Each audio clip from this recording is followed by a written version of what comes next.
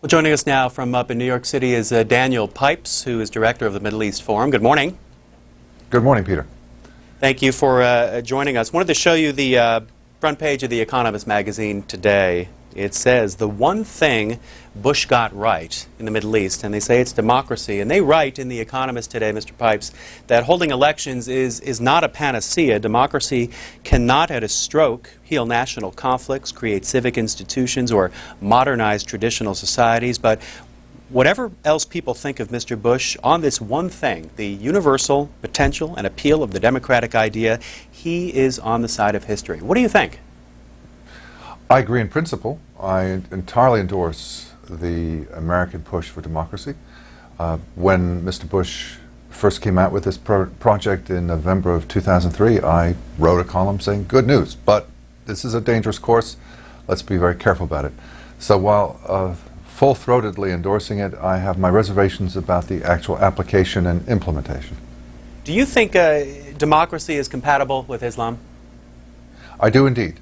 I think Islam, like all great religions, is variable in its interpretation, and there is no reason to think that Muslims cannot be democratic, and indeed there are a couple of Muslim democratic states, or let's say a couple of states predominantly Muslim that are democratic. Let's get into the Hamas victory, which you've written about recently, Daniel Pipes, and you call it democracy's bitter fruit, and you say that now that Hamas has won the Palestinian elections, the West is hoist with its own petard. What do you mean? What I mean is that there are two conflicting principles that we have. One is the push for democracy that you and I have been talking about, and the other is the abomination of terrorist groups and the desire, the intent to destroy them. Well, what happens when we, by our exertions behind democracy, push for a terrorist group to be legitimized and turned into a political actor, such as just happened some days ago with Hamas?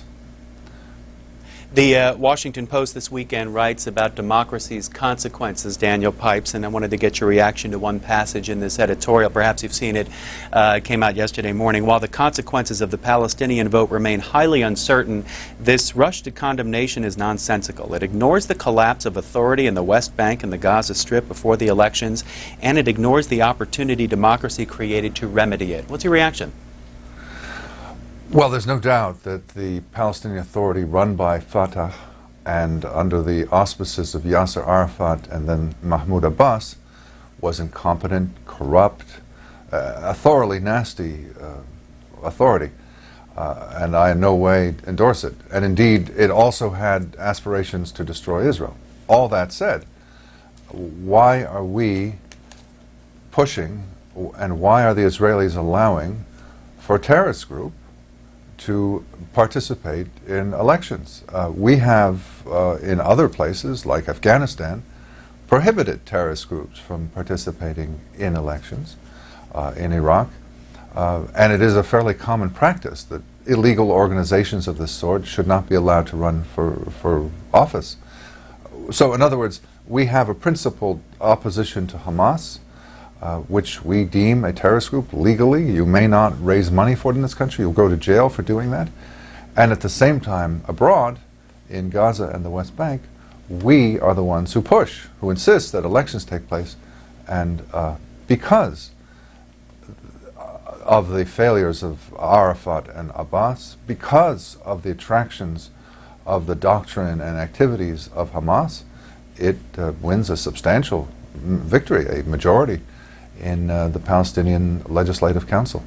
Our guest will be with us for 40 minutes. He's up in New York. He is Daniel Pipes, director of the Middle East Forum. Mr. Pipes, what is the Forum? The Middle East Forum is a think tank that's based in Philadelphia.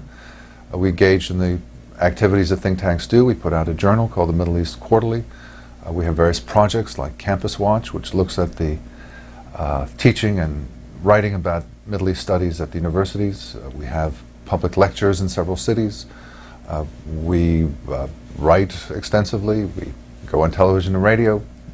We look at the Middle East from the point of view of American interests. You may have also read Mr. Pipes' work. He's a columnist for the New York Sun, the Philadelphia Evening Bulletin, and the Jerusalem Post. And here are the numbers to call. We're talking about democracy in the Middle East, and Republicans can call 202-737-0001. Democrats 737-0002 and Independents 202-628-0205. Mr. Pipes, you also wrote recently that the Hamas-led Palestinian Authority must be isolated and rejected at every turn, thereby encouraging Palestinians to see the error of their ways. We've also learned this morning from the AP that Israeli officials have agreed now to transfer about $45 million owed to the Palestinians after delaying this payment last week. What are your thoughts on that move, that decision? Well, there's been a lot of talk in the last days by the Israelis, the European Union, United States government, and others that payments, that monies will not be going, be it foreign aid or taxes, to a Hamas-led Palestinian Authority. I don't believe that for a second, and I think that the Israeli decision is a precursor of others to come. More broadly, I think that the impetus to hold negotiations is so strong that I have no doubt that a formula will be found whereby Hamas mouths certain words about accepting Israel, and it will then become acceptable. And by the way, this replicates a process that took place some 20 years ago. In the mid-'80s, the U.S. government was in negotiations at some length with Yasser Arafat so that he would pronounce certain words. And finally, in December of 1988, he did. He said, "I renounce terrorism," and then the negotiations began. I expect something similar to happen this time around, but much more quickly. Before we go to calls, Mr. Pipes, how do you think Iraq's going to perform as a democracy? How do you think it's doing now and in the future? Well, Iraq, like other states that have had elections recently in the Middle East, has seen a surge in the popularity of a radical Islamic movement. I think given the circumstances under which the Iraqi elections took place and given the background of 30 years of Saddam Hussein's rule, it's not too bad. But it is a pro-Iranian Islamist who is prime minister in Baghdad, and I worry about that. I worry about the fact that practically everywhere that elections take place, be it in Afghanistan or Iraq, Saudi Arabia, Palestinian Authority we've been discussing, Lebanon, Egypt, Algeria, one sees that it is the Islamists, the radical Islamic elements, the ideologues, the totalitarians, the people most opposed to us, who win or who gain because they are the most coherent ideologically, the best organized, the most funded, and the movement with the most dedicated cadres, so that they do well. They are prepared for these elections. And my view is that yes, elections, yes, democracy, but slowly, modestly, and carefully, so that we don't bring totalitarians to power. We don't see a repeat, as it were, of Hitler coming to power in 1933 or Salvador Allende in 1970. We don't want fascist communists or Islamists coming to power and legitimated through the ballot box. First call for Daniel Pipes, who is up in New York. He's with the Middle East Forum and Atlanta, Georgia. Good morning. Well, Mr. Pipes, you and I both agree on the facts that, in actuality, Bush is popular in the Middle East for democratizing, yet at the same time, the lunatics seem to win the elections. And the problem is, I see it, is this.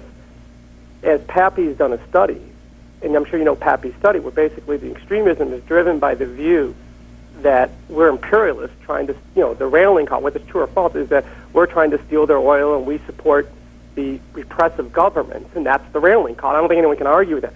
So I think a simple solution, I'd like to hear your opinion, if we didn't have dependency on Middle East oil and we really did it, and we used the purchases of Middle East oil to promote democracy, at least, I don't know if we can change Islamic extremism, but at least they'd be going after the leaders and not us. And I'd love to hear your opinion.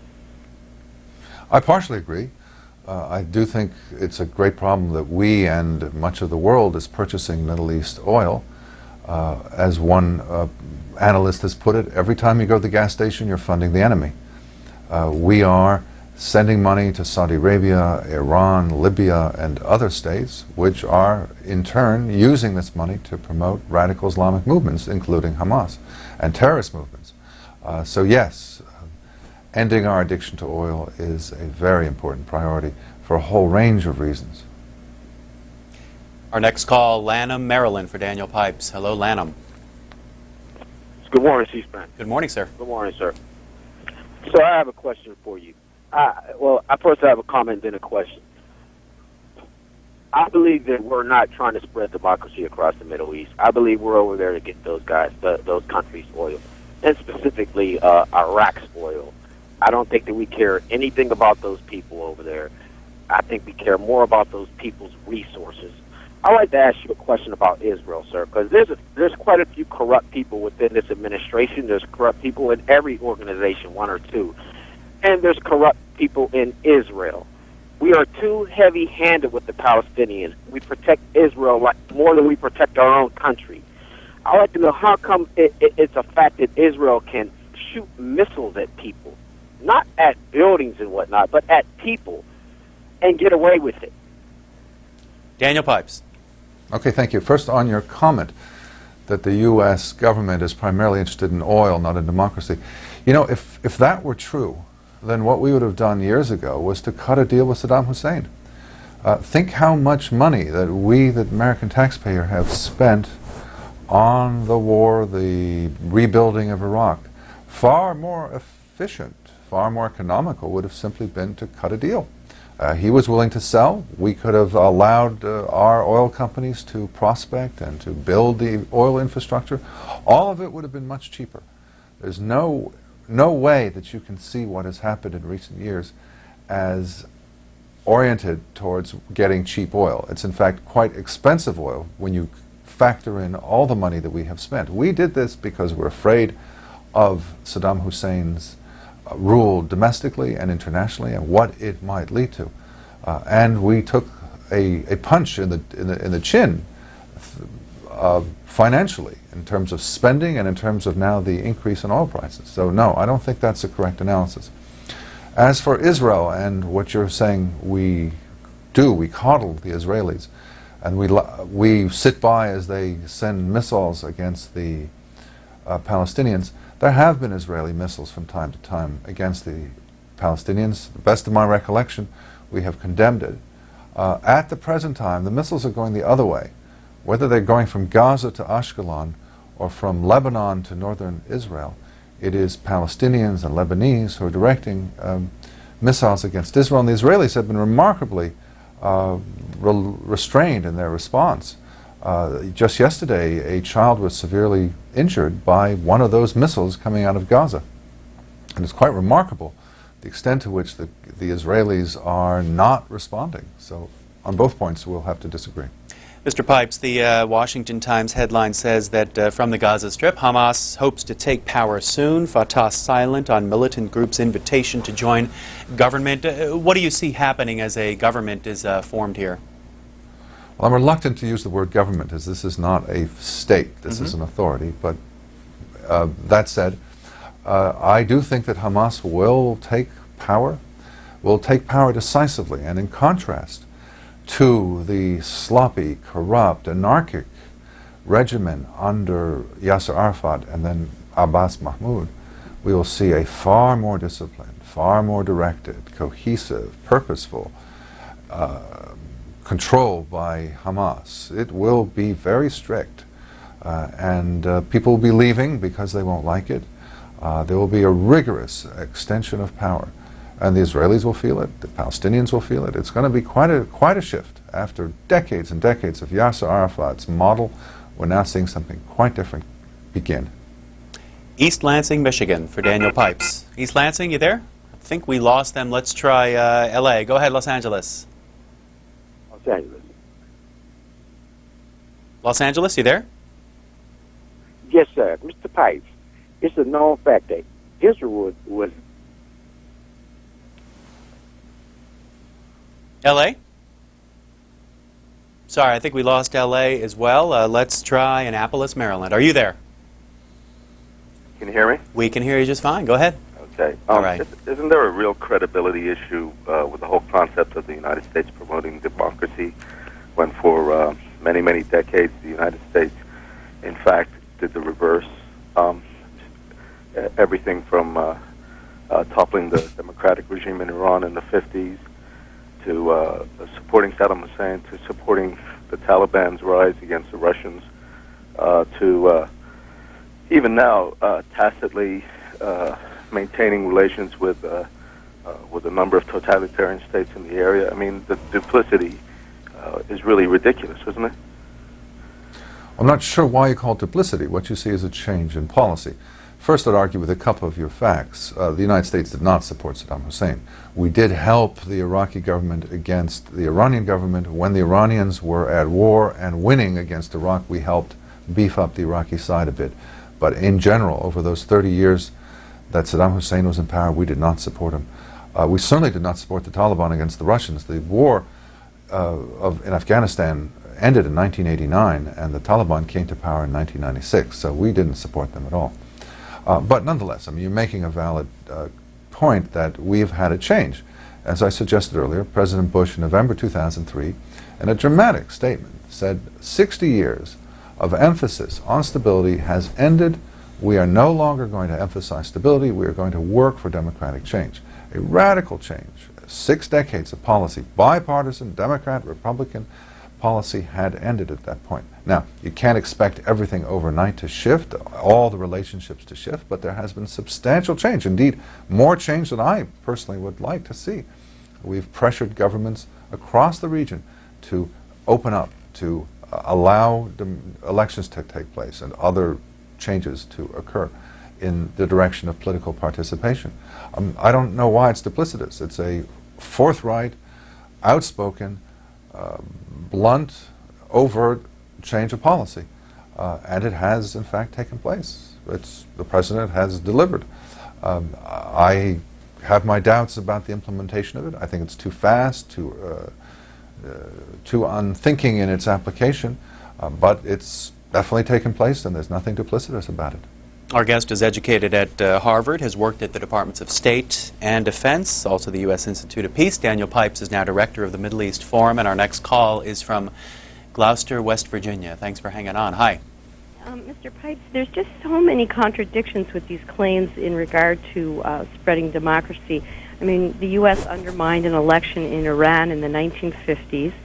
The situation in Iraq is just certainly, as so many foretold, a quagmire, and hundreds of thousands of Iraqis that we don't count, yet we somehow come up with the numbers of how many people Saddam Hussein killed, but yet we can't come up or verify, although Iraqi body count and the Lancet report, and I think it's John Hopkins, verified that over 100,000 Iraqis have died, and Americans just don't seem concerned about how many people we may be killing in this march for supposed democracy. And do you think Israel should sign the very same IAE non-proliferation treaty agreements that they demand that Iraq and Iran and other countries in that vicinity abide by? Lots of questions, thank you. There is inconsistency, and there is invariably inconsistency in foreign policy. When governments aspire to some kind of consistency over time and in different places, but invariably are inconsistent, given their needs and developments on the ground. So I don't think that saying that U.S. policy is inconsistent is a major indictment. That is commonplace, and it indeed is inevitable.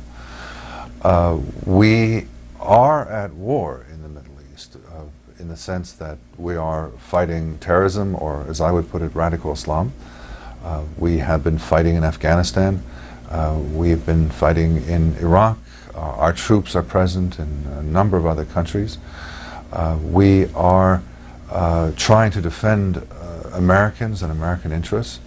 We are also allied with a great number of other countries in doing that, indeed many local countries. We at times have to overlook their foibles, their problems, because we need to cooperate with them. Two specific instances that come to mind are Saudi Arabia and Pakistan, where there's a lot that takes place in those countries that we don't like, a lot that the government does in the case of Saudi Arabia we don't like, but we work with them nonetheless because we need to. As for Israel signing the non-proliferation treaty and other IAEA accords, given Israel's circumstance, given that it's surrounded by enemies, many of which would like to see it eliminated, I think giving them a break and giving them the defensive mechanism of having nuclear weapons is important, has been the case now for decades, has led to stabilizing rather than destabilizing of the region. When you look at Iran, with the messianic, extremist ideological government in place there, it's quite another story. Daniel Pipes, there was a lot of layers to the Iran story, and let's talk first about its relationship with Iraq and its influence on Iraq as democracy tries to form there. Put those two countries together for a moment, if you could. Sure. The Iranian government represents a brand of radical Islam, has done so since Khomeini came to power in 1979. And one of its most urgent projects is to expand this kind of Islam to Iraq, in part because Iraq is a neighbor, in part because the two engaged in a 6-year war in the 1980s, and in part because there is a majority population in Iraq that subscribes to the same kind of Shiite Islam as is found very widely in Iran. So the end of the Saddam Hussein rule, with its totalitarian control, has provided the Iranians with great opportunity to find supporters, to do their work, to infiltrate, to gain influence in Iran, and that they have not been reluctant to do. And we are dealing with that in Iraq. This is one of the ways in which I am a little nervous about American involvement in Iraq. I think we're overly involved in the nitty-gritty of daily politics in Iraq. I think we should more treat the Iraqis as adults and say, it's your country, we'll be there to help you in a variety of ways, but ultimately you've got to fix it, you've got to develop it, it's your problem, we're there just as counselors, we're there to make sure nothing terrible takes place. But I would like to see less of a forward role by American soldiers and American aides and consultants in Iraq. And of course, the latest headlines are the following. Here's the Washington Post: Iran to face Security Council. We learned that at midday yesterday. And then, Mr. Pipes, we've been reading on the AP this morning that Iran is apparently reversing itself now and says it will hold talks now with Moscow on a proposal to enrich Iranian uranium in Russia. Is that a hopeful thing, if that's true? It could be, but it's more likely a delaying tactic. I think the Iranians are seeking ways cleverly to keep us and the Europeans and others at bay. And so one moment they're talking, one moment they're permitting the seals on their nuclear installations, next moment they're ripping off the seals and ending the talks. But as time goes on, they proceed to get closer and closer towards the ultimate goal of weaponizing the nuclear warheads that they're trying to build. Do you advocate U.S. military action if it comes to that? I think that is the ultimate question, not what the United Nations Security Council will do or what the IAEA will do, or for that matter what Israel will do. The ultimate question is, what will the United States government do? Will we destroy certain targeted parts of the Iranian nuclear weapon infrastructure, or will we not? Should it come to that, I'm in favor of that. And I might add that I'm in favor of going in and destroying limited targets.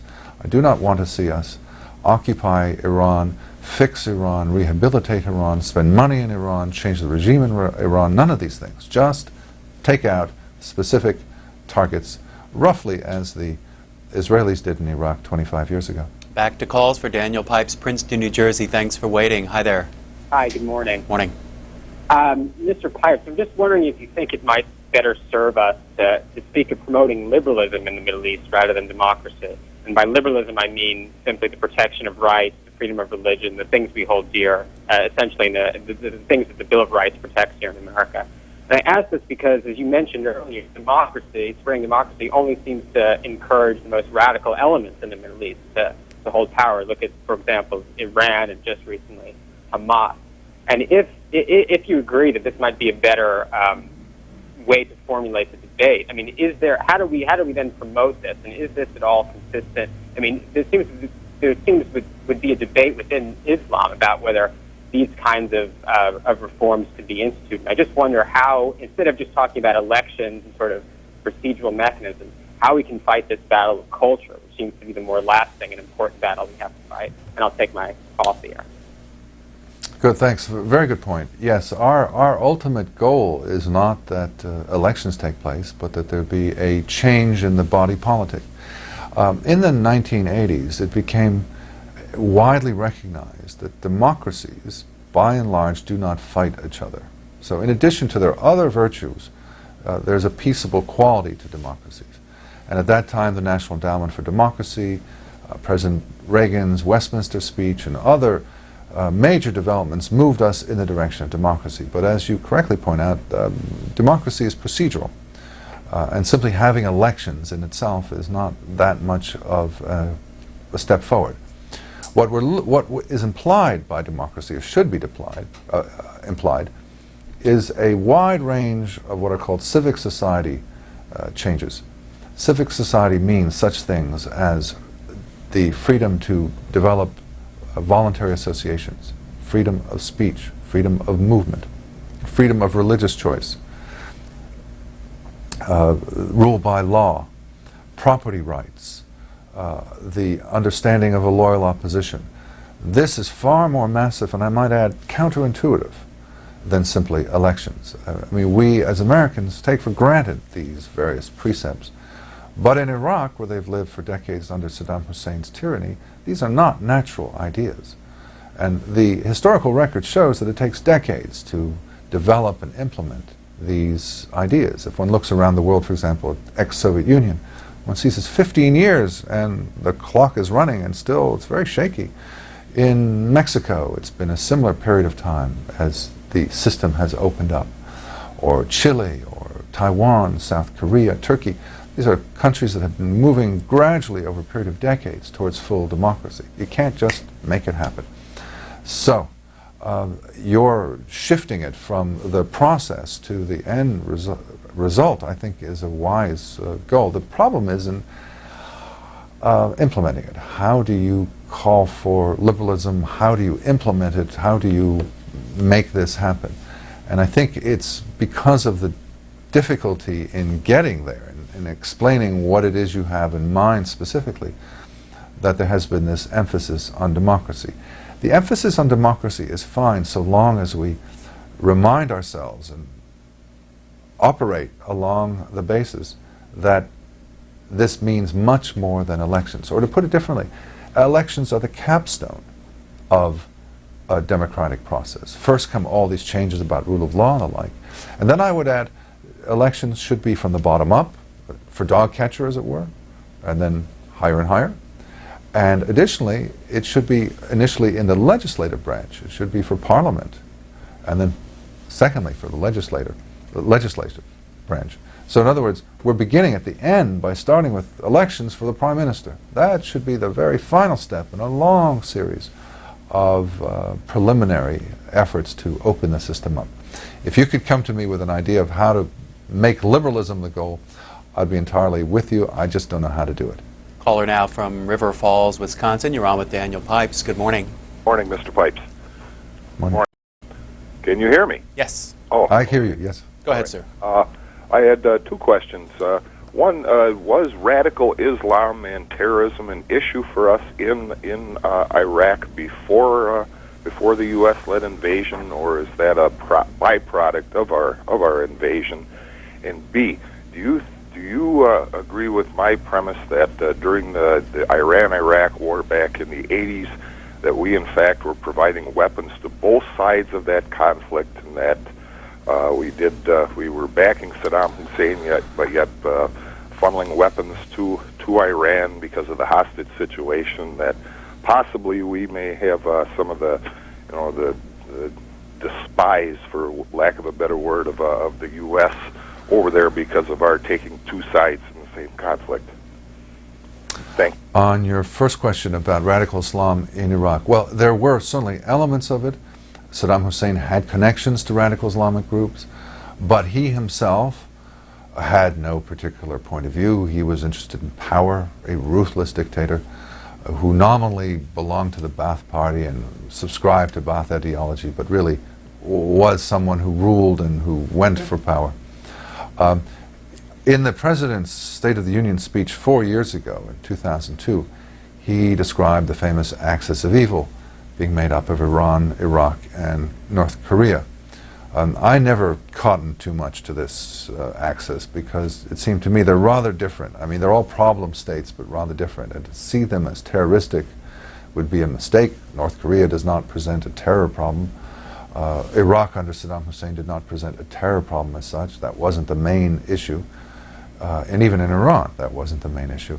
It was putting together three quite different states in one category. So no, we had all sorts of problems with Saddam Hussein, a virulent, malign leader, but radical Islam was not one of them. It has become one in Iraq since then. As for the Iraq-Iran war and our supporting both sides, I would look at it a bit differently and say, well, you're right that we did provide some intelligence to the Iraqis. We did have the Iran-Contra and offer arms to the Iranians. By and large, we saw both sides as hostile, and both sides were hostile.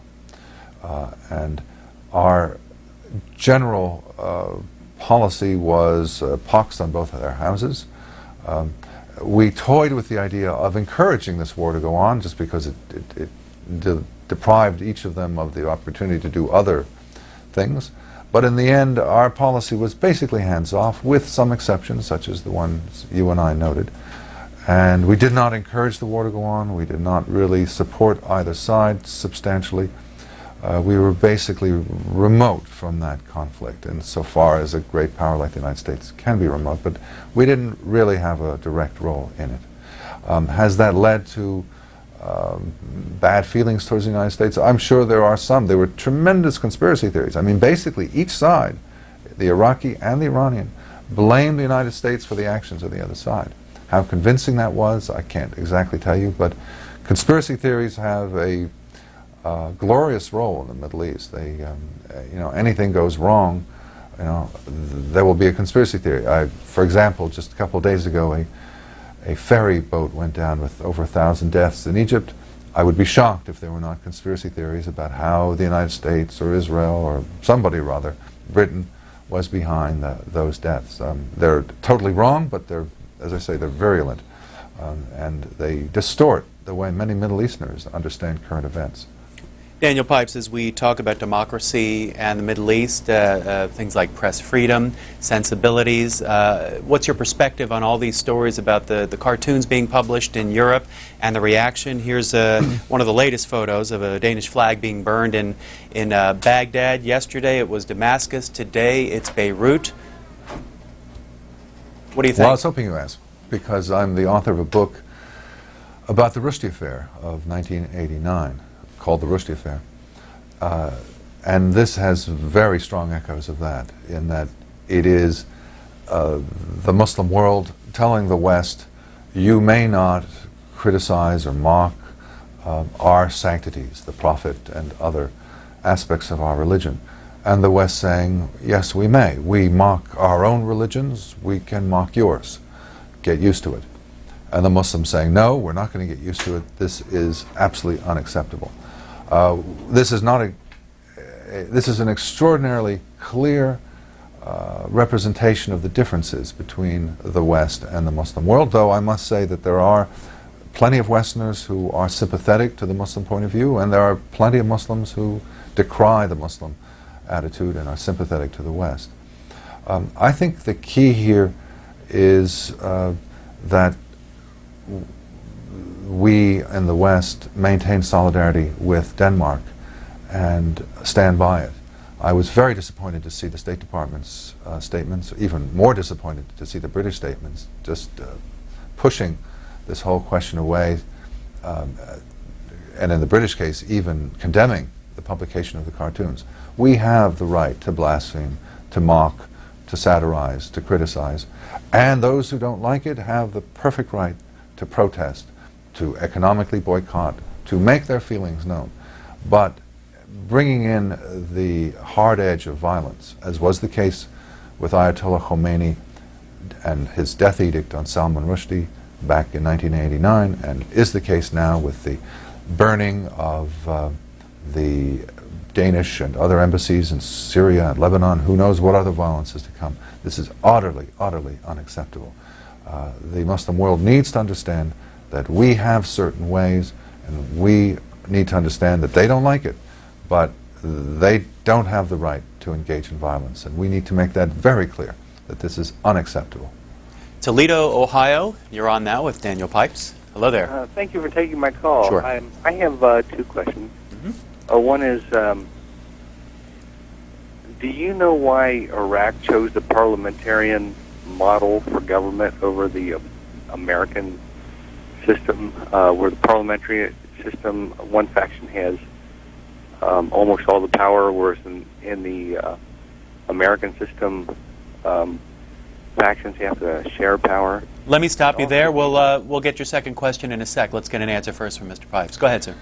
The American model, however well it works for us in the United States, is actually very rare.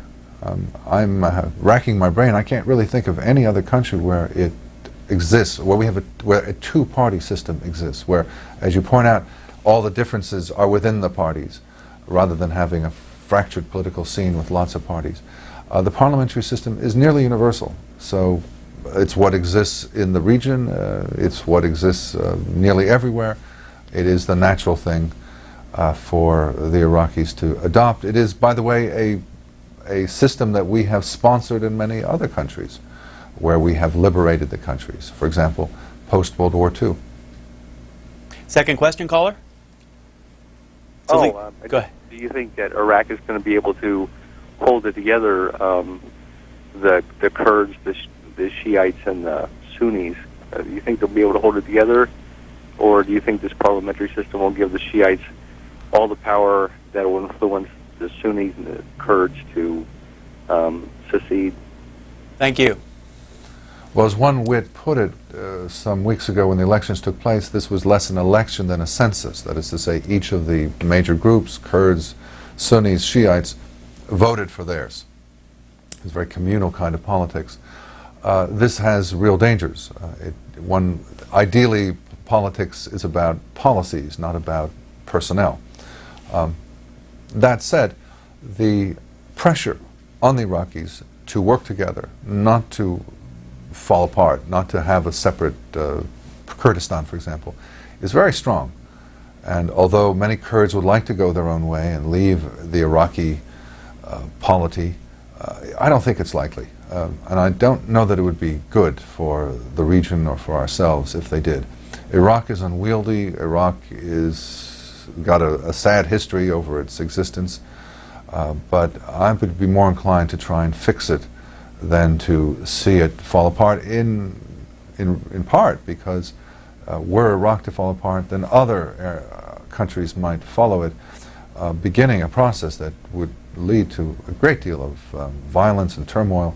So, although the existing borders are far from ideal, they're probably better than a total rethinking of the map, starting with Iraq. Pittsburgh, you're on the air. Yes, first of all, thank you for taking my call. And I'd like to ask you what you think about fighting this war primarily via covert means. And by that I mean when leaders of countries preach what they're preaching, like the leader of Iran, or mullahs preach hatred and death to America, about literally going in and assassinating them or taking them out by covert means. Do you think this would spark a wider war, or do you think in the end this is our best bet? Daniel Pipes. Would it be to our advantage to use more covert means than overt means? I think in certain cases, yes. Not quite sure. You have to think it all through very carefully, but I don't think a general ban on covert means is a good idea. We do use covert means. There is a ban on the assassination of foreign leaders. It's been in place for some 30 years. I do think we should keep all our options on the table. Last call here for Campbell, Kentucky. Welcome. Hello. You can go to the NoWarForIsrael.com website. Daniel Pipes is an ardent Zionist Jew who's trying to get us to bomb Iran for Israel. Why don't you come clean with your pro-Israel Likud view, Mr. Pipes? You basically talk about freedom of speech, yet you don't agree with college professors who speak out against Israel. That's what your whole campus watch organization's about. And if you talk about freedom of speech, what about David Irving? I don't necessarily agree with his views, but he's facing 20 years in Europe because of Zionist Jews like you that are trying to shut him up from basically historically looking at the Holocaust. Daniel Pipes. I'm not going to dignify this coarse, vulgar attack on me with any kind of answer at all. Back to something you said earlier. You said democracy should proceed slowly, modestly, carefully in that part of the world. How do you do that in this post-9/11 world where there are threats or perceived threats, and how do you expect a future U.S. administration to handle this? Well, again, I endorse the goal of democracy. I just think it's going to take, in the Middle East as it has in Eastern Europe or East Asia or Latin America, a long time to make it work and make it a full process. And so I urge our government to go slow in the implementation of it, to emphasize the development of private property law and rule of law and freedom of speech, and then finally get to elections, legislative and executive branch, but to understand that this is a long-term process as opposed to doing it so quickly as we're doing at present. And I think we can achieve great things that way, but more modestly, more cautiously, more slowly. Daniel Pipes is director of the Middle East Forum, joining us from New York this morning. Thanks a lot for your time. Thank you. We will take a brief time out and speak further about U.S.-Iranian relations. Our guests will be Jerome Corsi, author of Atomic Iran. He'll be in New York as well. Also Michael Shedlock of Global Economic Analysis.blogspot.com joining us from Chicago. And more of your calls. Be right back.